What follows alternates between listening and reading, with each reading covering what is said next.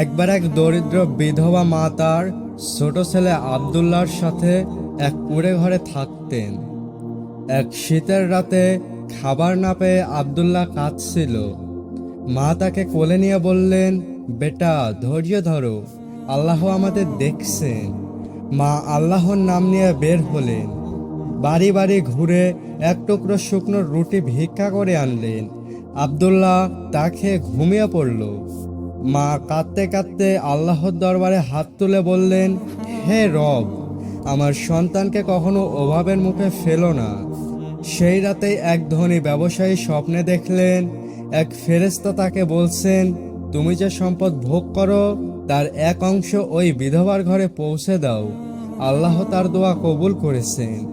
ভোর হতে না হতেই এক ব্যবসায়ী তাদের ঘরে এসে বললেন, আল্লাহর হুকুমে আজকে থেকে আপনারা আমার বাড়িতেই থাকবেন।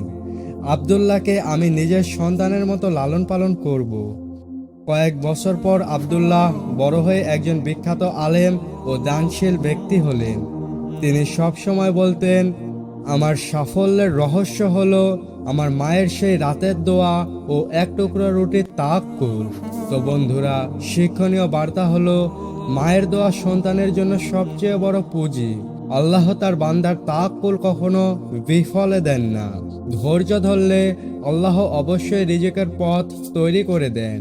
আর যে আল্লাহকে ভয় করে, আল্লাহ তার জন্য উত্তরণের পথ বের করে দেন। আর তাকে এমন জায়গা থেকে রিজিক দেন যা সে কল্পনাও করে না। সূরা তালাক, আয়াত 2-3।